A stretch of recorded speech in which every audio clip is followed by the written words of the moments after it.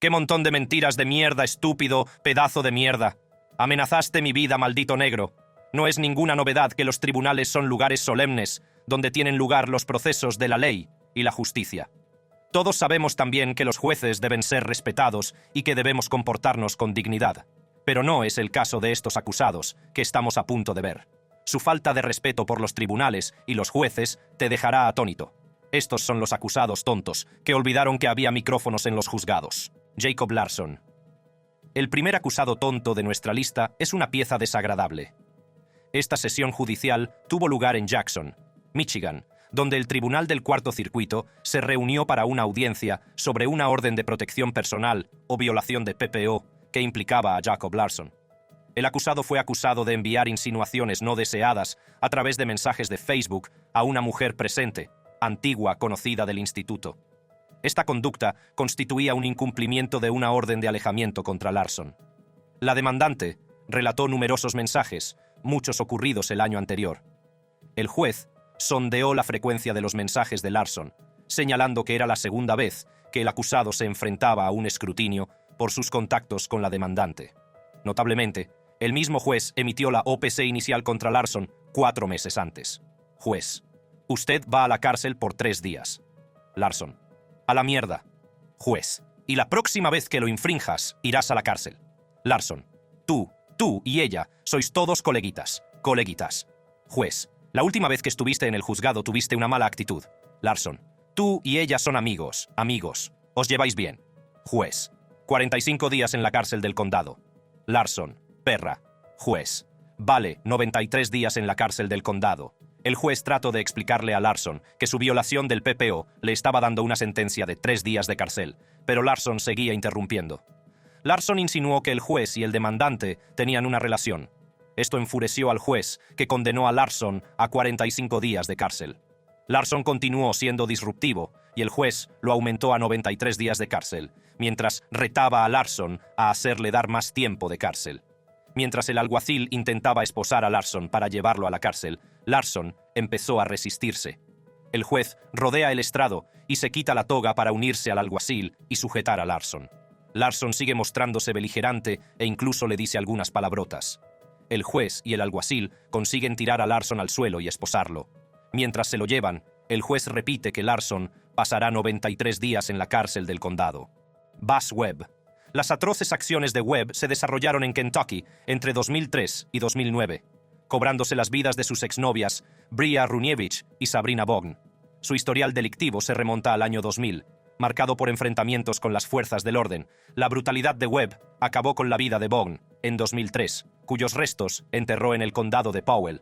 Trágicamente, Runievich, de 31 años, corrió una suerte similar en Cynthiana, condado de Harrison, en 2009. Ese mismo año, también atentó contra un agente de policía y un funcionario de prisiones. El patrón de violencia de Webb mostraba un frío desprecio por la vida y la seguridad humanas. Nuestra historia comienza después de que intentara asesinar al policía y al funcionario de prisiones. Durante su comparecencia en París, donde fue acusado de 2 cargos de intento de asesinato, escupió a un juez del tribunal de distrito, según confirmó el secretario del juez. No hay manera de que voy a tratar este o tener cualquier otro procedimiento donde tengo que verte por un segundo más. Webb compareció ante el tribunal para hacer frente a las acusaciones de intentar atropellar al diputado Ryan Barkley y al oficial correccional Josh Mason fuera de la cárcel del condado de Bourbon. Declarándose inocente, Webb participó en una perturbadora muestra de agresión hacia el poder judicial. Gail Asbury, secretaria de la juez de distrito Vanessa Dixon, reveló que la juez Dixon se retiró del caso debido a su familiaridad con Barkley y Mason. Asbury reveló además que Webb tomó represalias escupiendo a la cara de la juez Dixon. Al describir el inquietante episodio, Asbury, presente en la sala en ese momento, relató que la acción de Webb se debió a su descontento con la decisión de la juez Dixon de apartarse. Inmediatamente intervinieron los ayudantes del sheriff, que escoltaron a Webb fuera de la sala. Pero esta no fue la única vez que Webb se comportó de manera tan repugnante. El 2 de febrero de 2011, Buzz Webb protagonizó un acto repugnante en el centro de detención del condado de Fayette, escupiendo directamente a la cara del funcionario de prisiones Roy Compton. Compton relató el incidente, explicando que ocurrió tras un registro de la celda de Webb en busca de contrabando. Surgieron sospechas entre el personal de la cárcel sobre la posible ocultación de discos compactos rotos, potencialmente utilizables como armas debido a sus bordes afilados. A pesar de cooperar durante el registro, con las manos atadas a la espalda, Webb cambió de actitud después.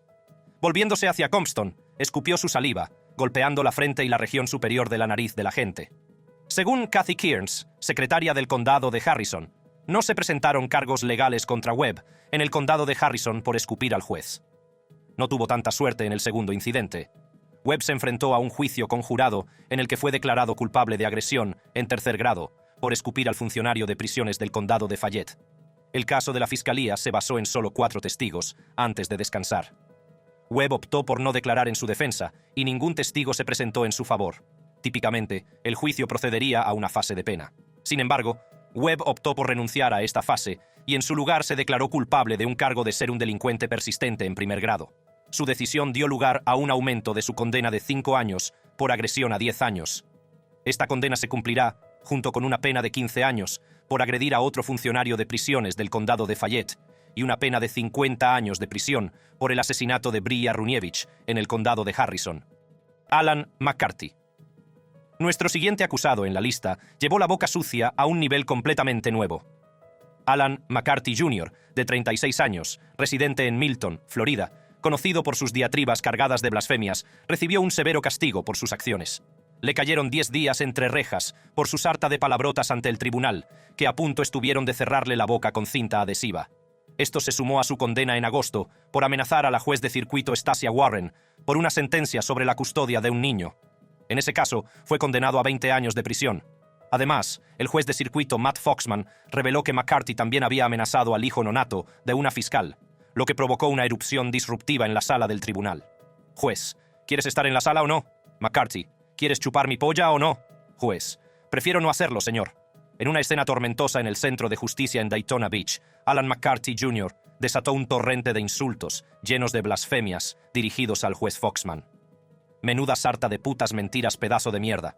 Amenazaste mi vida, maldito negro. A pesar de la orden de Foxman de expulsarlo, McCarty persistió en su arrebato, profiriendo más palabrotas contra el juez y el ayudante del fiscal del estado. Los ayudantes del fiscal se vieron obligados a sacarlo físicamente de la sala mientras continuaba su agresión verbal, creando un caótico espectáculo. Tras su expulsión de la sala, McCarty fue relegado a un espacio confinado detrás del tribunal, equipado con un altavoz para que pudiera oír los procedimientos y un cristal unidireccional para poder observar. Así pasó el resto del juicio. A pesar de estar separado de la sala, su comportamiento perturbador continuó, con sus gritos reverberando lo suficientemente fuerte como para hacer temblar el cristal. La conducta salvaje de McCarty subraya la gravedad de sus delitos, ya que se enfrentaba a cargos de amenazas de extorsión y corrupción mediante amenazas contra un funcionario público, derivados de su comportamiento amenazador hacia el juez Warren y los operadores de emergencias. El rencor de McCarty hacia el juez Warren provenía de su denuncia de un procedimiento injusto por la custodia de sus hijos, a pesar de que Warren no presidía el caso. El juez Foxman hizo hincapié en este hecho, destacando la falta total de derechos de custodia de McCarty. Además, el desprecio de McCarty se extendió a su propio defensor público adjunto, Ryan Belanger, a quien sometió a maldiciones e insultos. A pesar del comportamiento perturbador de McCarty, su madre, presente en el tribunal, optó por no hablar, pero expresó su remordimiento en nombre de su hijo. La escandalosa conducta de McCarty también llegó a hacer comentarios sexuales inapropiados hacia el juez Foxman durante el juicio, incluida una invitación a practicar sexo oral, que el juez rechazó con firmeza. El juez Foxman volvió sobre este incidente durante la sentencia, subrayándolo como parte de la condena por desacato al tribunal. Foxman declaró que McCarty le ofreció realizarle un acto sexual, a lo que dijo que se negó cortésmente.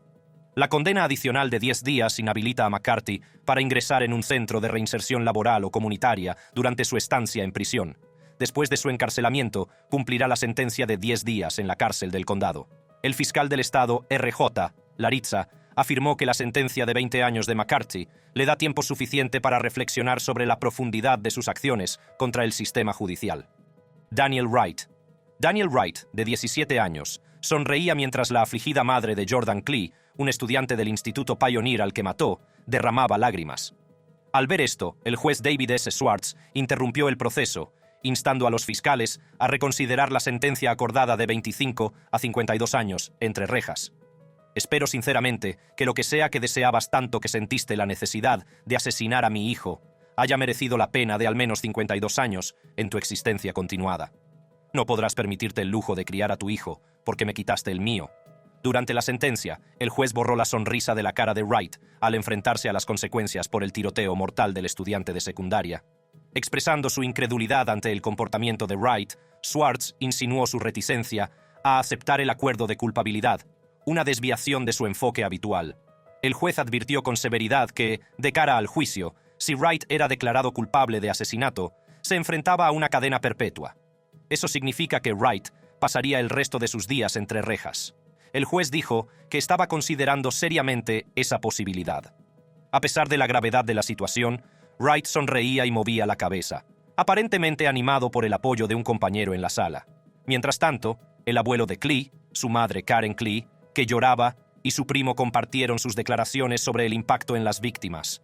Recordaron la pasión por el deporte del estudiante de Pioneer High School, los hitos como el baile de graduación y las vacaciones que nunca vivirá, y el profundo dolor que han soportado desde su trágico fallecimiento. Karen Klee lamentó que este año, que debía estar lleno de celebraciones, se haya convertido en una pesadilla. Afirmó además que las pocas noches que consigue dormir, oye a su hijo llorar por ella.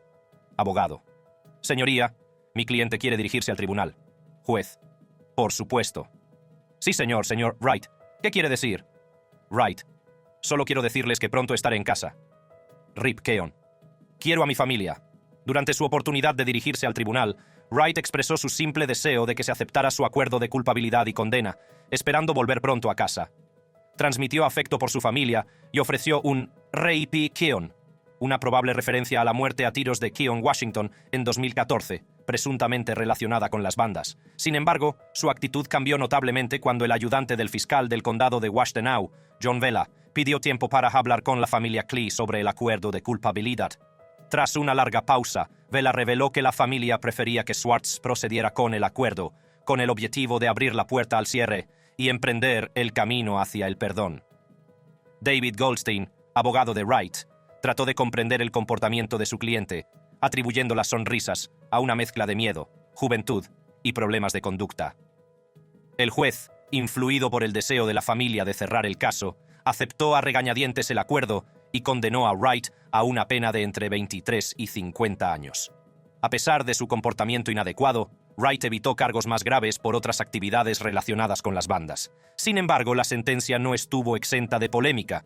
Los fiscales argumentaron que debían tenerse en cuenta los vínculos de Wright con la banda Finesse, evidenciados por un rap en el que mencionaba muertes de la banda y una carta en la que hacía referencia a un miembro de la banda.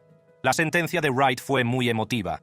Mientras los fiscales argumentaban que su participación en la banda debía tenerse en cuenta, Wright negaba tener vínculos y afirmaba que las letras del rap eran ficción. Al final, el juez incluyó ambas perspectivas en el informe. La madre de Wright mantuvo su inocencia y destacó sus problemas de salud mental, por considerar que no se habían tratado adecuadamente. Expresó su solidaridad con la familia Klee, al tiempo que lamentaba su pérdida. Tobias Roman. Traslado a Bakersfield, California, a la comparecencia de Tobias Roman, alias Giggles. El 27 años de edad se enfrentó a una serie de cargos, incluyendo intento de robo, amenazas terroristas y blandiendo un arma mortal. Sus presuntas acciones consistieron en acosar a una empleada de un centro comercial, lo que dio lugar a acciones legales. El alguacil ordenó a Roman que se pusiera en pie, pero este se negó en un primer momento, lo que marcó el tono de la vista. El juez Charles Behmer intervino y ordenó a Roman que se pusiera en pie, a lo que finalmente accedió. Con Roman en pie, el juez procede a realizar una pregunta procesal rutinaria. El juez interrogó al señor Roman, buscando su nombre exacto. Aunque Giggles podría ser el apodo que utilizaba en la calle, el peso de los cargos que se le imputaban eliminaba cualquier atisbo de humor.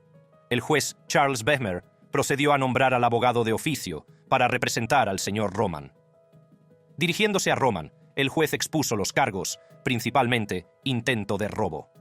Sin embargo, comenzaron las interrupciones cuando Giggles intentó intervenir, lo que llevó al juez a imponer su autoridad y a ordenar a Roman que guardara silencio. Tras más interrupciones y una orden de silencio, el juez Charles Bechmer lanzó una severa advertencia final al acusado. Hizo hincapié en que era la última oportunidad para que se comportara. El juez advirtió que si no se comportaba correctamente, Giggles sería expulsado del proceso. El juez presentó esto como una elección, haciendo hincapié en la gravedad de la situación. «Maldita zorra, te voy a matar cuando te vea». Al principio, hubo un momento fugaz en el que parecía que Giggles iba a obedecer y calmarse. Sin embargo, esta pausa fue breve, ya que persistió en dirigirse al juez. En consecuencia, el juez ordenó a Giggles que abandonara la sala. A pesar de ser escoltado fuera, Giggles se las arregló para murmurar un comentario amenazador. Dijo en voz baja que iba a matar al juez la próxima vez que lo viera, mientras los ayudantes se lo llevaban. El juez, plenamente consciente de la gravedad de la declaración, tomó nota de ella sin vacilar.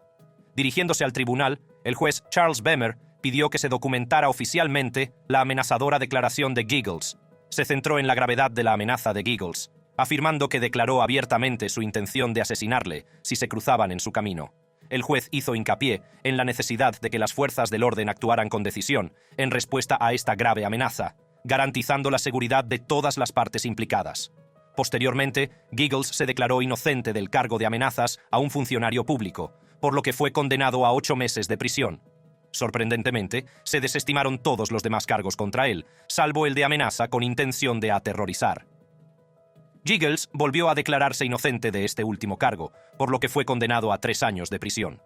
Estos acontecimientos legales culminaron con él, afrontando las consecuencias de sus actos. Bryce Rhodes. El sospechoso de triple asesinato y rapero Bryce Rhodes, alias Rambo, se desmelenó con sus interrupciones en la sala del tribunal, dirigiendo amenazas al juez de Louisville, Charles Cunningham. Rhodes, alegando prejuicios raciales por parte de su equipo legal, soltó blasfemias durante una sesión previa al juicio. Sostuvo que la Policía Metropolitana de Louisville está fabricando pruebas contra él en relación con los asesinatos en mayo de 2016 de Larry Ordway y Maurice Gordon, descubiertos apuñalados y quemados en una residencia del oeste de Louisville. Además, Rhodes se enfrentaba a cargos por la muerte a tiros de Christopher Jones. Rhodes: es hacer su trabajo, no preocuparse por mí, eso es lo que estoy diciendo. Yo me preocuparé por mí, tú preocúpate por ti, no tratando de darme una oportunidad justa. Abogado eficaz. Juez: bueno, ¿quién crees que debería darte como abogado? Rhodes: está bien, escribiré al Colegio de Abogados y a la ACLU. Pero se va a enterar muy pronto. Enfrentado a la pena de muerte, Bryce Rhodes buscaba un nuevo abogado, al menos por tercera vez. Acusando a 2 detectives de homicidios de Louisville de fabricar testimonios y perjurio, se enfrentó al juez Cunningham, alegando trato injusto y abogado ineficaz. Haciendo caso omiso de los intentos de Cunningham de discutir los problemas de representación letrada, Rhodes estalló de frustración. Amonestó al juez para que se centrara en sí mismo. Rhodes advirtió ominosamente de revelaciones inminentes, prometiendo que Cunningham pronto entendería. La discusión del caso de Bryce Rhodes implica inevitablemente acontecimientos judiciales, en particular en relación con su representación por el abogado Brendan McLeod. McLeod se encontró en un conflicto de intereses cuando descubrió que las víctimas, Larry y Maurice, eran nietos de un amigo íntimo. En consecuencia, McLeod se recusó a sí mismo del caso. Rhodes, al enterarse, reaccionó desfavorablemente. Supuestamente, escupió a McLeod, indicando su descontento con la decisión. Más tarde en el tribunal, cuando McLeod se recusó formalmente del caso de Rhodes, propuso al juez que se le mantuviera separado de Rhodes para evitar que se pelearan. McLeod y Rhodes se enzarzaron en un intercambio verbal durante este proceso. Rhodes se burló sarcásticamente de McLeod, llamándole cobarde, a lo que McLeod respondió con un comentario despectivo. Rhodes lanzó entonces una amenaza amenazadora, declarando que se enfrentaría a McLeod cuando fuera puesto en libertad. Tras este incidente, se vio obligado a llevar una máscara en el tribunal. Además, Rhodes acusó a un juez de pertenecer al KKK. También alegó una relación inapropiada entre el juez y el fiscal. Los retrasos en el juicio se debieron en parte a la preocupación por la competencia de Rhodes, debido a su historial de salud mental y discapacidad intelectual. En octubre, la juez Julie Kailin, del Tribunal de Circuito del Condado de Jefferson, determinó que Rhodes no era apto para la pena de muerte, pero sí para el juicio y una posible cadena perpetua. A pesar de los temores sobre la conducta de Rhodes en la sala del tribunal, mantuvo la compostura durante el juicio, lo que llevó a la juez a renunciar a la aplicación de un brazalete aturdidor como medida de precaución contra futuros arrebatos. Transcurridos más de 7 años desde el tiroteo que se cobró la vida de un hombre, y provocó la posterior muerte a puñaladas de dos hermanos adolescentes. El rapero de Kentucky Bryce Rhodes, de 33 años, se enfrentaba a una condena por los 3 asesinatos. El juicio en Louisville se centró en los asesinatos en mayo de 2016 de Christopher Jones, de 40 años y padre de 2 hijos, junto a Larry Ordway, de 14 años, y Maurice Gordon, de 16. Los fiscales del condado de Jefferson afirmaron que Rhodes apuntó por error a Jones, creyendo que tenía una recompensa por su cabeza, y posteriormente eliminó a Ordway y Gordon para silenciar a posibles testigos. Estos trágicos sucesos se produjeron con semanas de diferencia, dejando un rastro de devastación a su paso. Isaiah Gardenhire.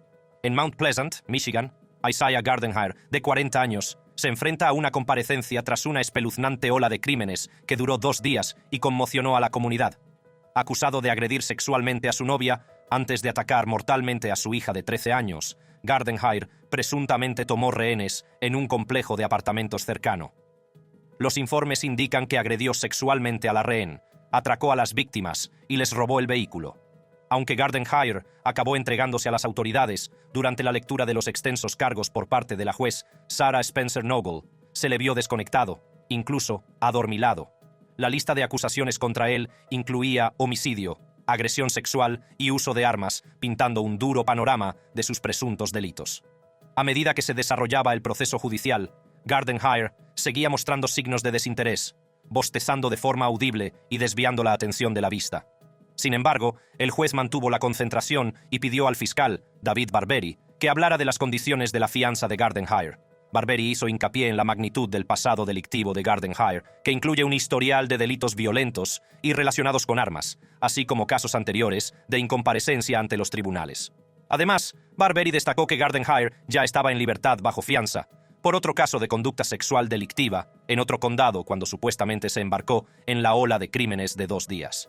En este complejo caso, Gardenhire se enfrenta a cargos de asesinato mientras se encontraba en libertad bajo fianza en el momento de los presuntos delitos.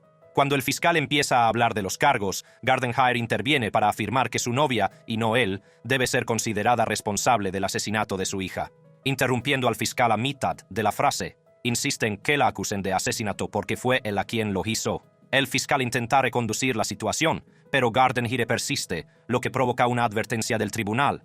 La juez Sarah Spencer Noble advierte a Gardenhire que su micrófono será silenciado si vuelve a hablar fuera de turno. Gracias, Sir Barberi. Sir Gardenhire, le voy a pedir que se comporte de acuerdo. Le pido que se comporte de una manera apropiada para un procedimiento judicial, sobre todo teniendo en cuenta el hecho de que ahora mismo estoy considerando si permitir o no su libertad bajo fianza. Si vuelvo a tener alguna actuación, señor, vamos a apagar su audio y su video.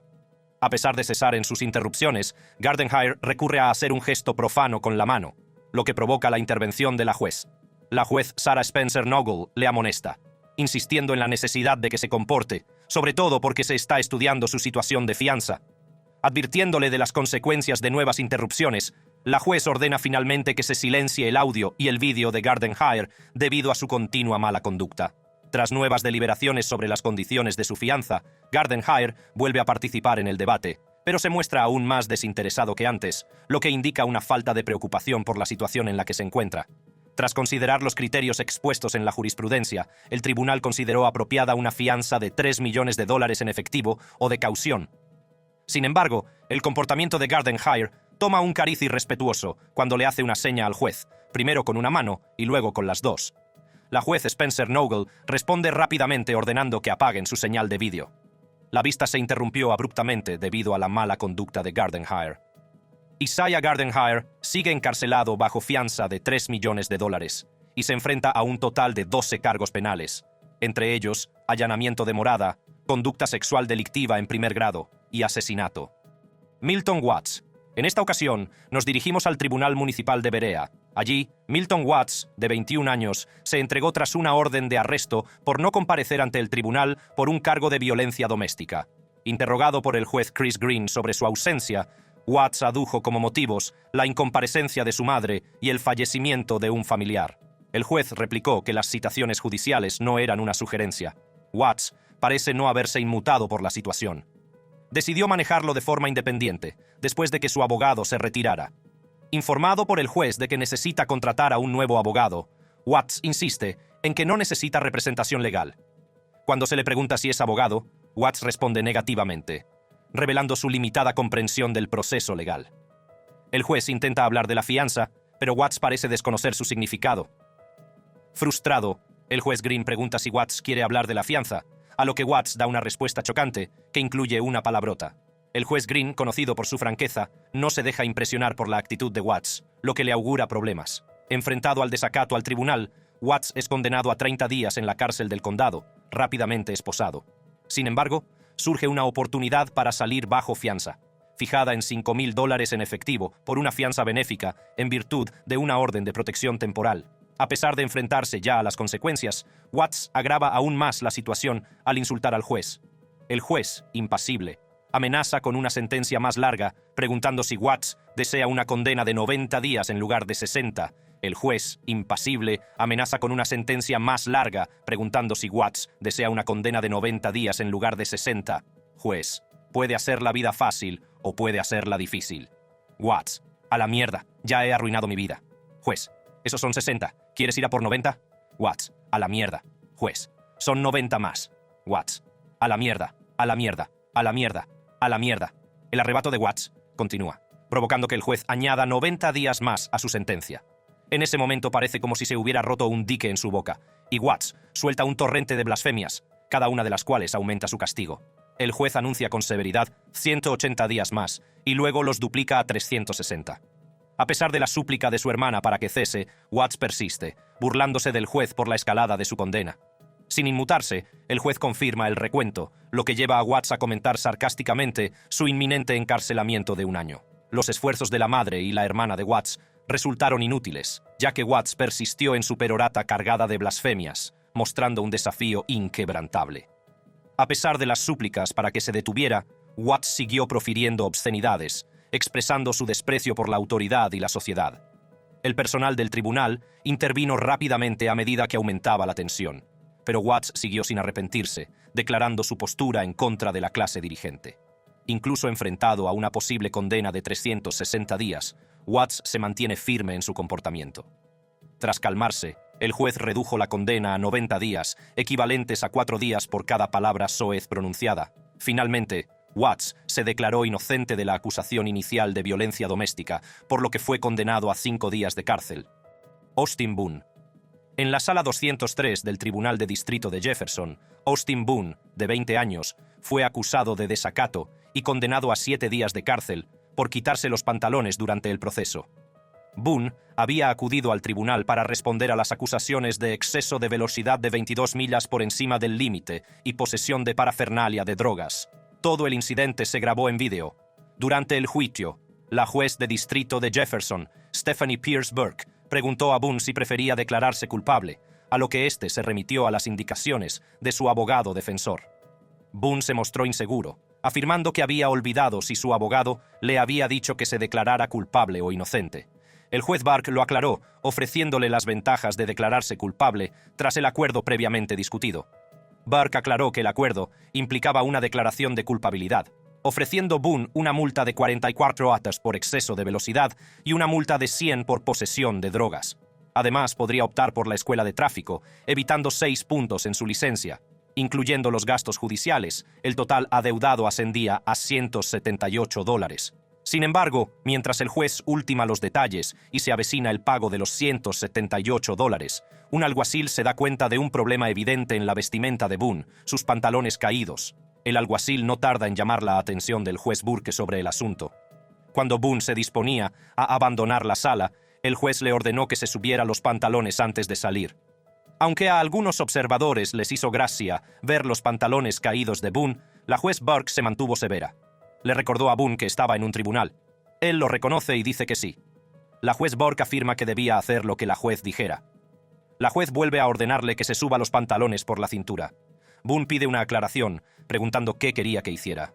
La juez Burke insiste en que se suba los pantalones, aunque tenga que apretarse el cinturón. Le dijo que tenía que ser un adulto cuando acudiera al tribunal. Boone aceptó, pero declaró que intentaba marcharse. El juez le advirtió que si no se subía los pantalones podría prolongar su estancia. Boone insiste en que se los suba, y entonces el juez Burke le ordena que tome asiento. Sin embargo, la paciencia de la juez se agota cuando Boone es llamado de nuevo ante ella 15 minutos más tarde. Ella hizo valer su autoridad, haciendo hincapié en que le ordenó que se subiera los pantalones en varias ocasiones. En lugar de rectificar la situación, optó por quitarse los pantalones, mostrando una falta de respeto por el tribunal. Al quitarse los pantalones, tuvo un juicio extremadamente pobre. Muy bien, te detengo por desacato. Voy a sentenciarte a 7 días de servicio por desacato directo al tribunal. Boone se sorprende, pero el juez no se inmuta y le condena a 7 días por desacato directo al tribunal. Al final, Boone pasa 2 días en la cárcel por desacato, mientras que sus cargos originales de exceso de velocidad y posesión de parafernalia de drogas resultan en asistir a la escuela de tráfico y pagar multas según su acuerdo de culpabilidad. Ebony Burks. En un vídeo que desde entonces se ha hecho viral, una mujer se abre paso de forma hilarante hacia una condena de 300 días de cárcel por desacato al tribunal. Ebony Burks, de 32 años, compareció por videoconferencia ante el Tribunal Municipal de Elyria, Ohio, acusada de violencia doméstica y agresión. Acusada de delito menor de agresión y violencia doméstica contra su abuelo, Shadrach McCray, y su acompañante. Ebony Burks compareció ante el juez Gary Bennett en la sala del tribunal. Al comenzar el procedimiento, el juez Bennett saludó a la señorita Burks y le presentó las opciones para su declaración: culpable, inocente o no impugnar. Al optar por declararse inocente, Burks expresó su preocupación por la condición de su fianza, fijada en $155,000, que le prohibía ponerse en contacto con las víctimas. Ella impugnó la restricción, citando su residencia en la casa de su abuelo. En esta coyuntura, es habitual que intervenga un abogado para aliviar las tensiones, pero esta vista sobre la fianza distaba mucho de ser la norma. Ebony Burks, inflexible en cuanto al acceso a su residencia, expresó su frustración. La respuesta del juez siguió siendo insistente en que no podía regresar a la vivienda. Las continuas protestas de Burke enfurecieron al juez. Entonces, la declaró en desacato, amenazándola con 30 días de prisión. Como las tensiones aumentaban y Burks seguía resistiéndose, le impuso otra condena de 30 días, hasta un total de 60 días. Como Ebony Burks seguía discutiendo y adoptando un tono agresivo hacia el juez, este aumentó progresivamente la duración de su pena de prisión. De 90 días, pasó a 120 y luego a 180 días. En medio de la tensión de la sala, el desafío de Burks se intensificó, provocando resistencia física y nuevos enfrentamientos verbales. Juez: nada, hablaremos dentro de 6 meses cuando estés listo para volver por tu caso. Burks: no tengo dinero. Juez: son 200 días. ¿Tiene algo más que decir, señorita Burks? Burks: que le jodan. Juez: son 300 días. El juez mantuvo la compostura, mientras pronunciaba días adicionales de prisión, alcanzando un total de 200 días. A pesar de la escalada de penas, Burks continuó con su arrebato, que culminó con una palabrota dirigida al juez. En respuesta, este dictó la sentencia más dura de la historia del tribunal: 300 días de desacato, reflejando lo mal que había legado la situación. ¿Cuál de estos acusados tontos te parece más irrespetuoso? Cuéntanoslo en la sección de comentarios. Para ver videos tan cautivadores como el suyo, haz clic en una de las tarjetas que aparecen ahora en tu pantalla.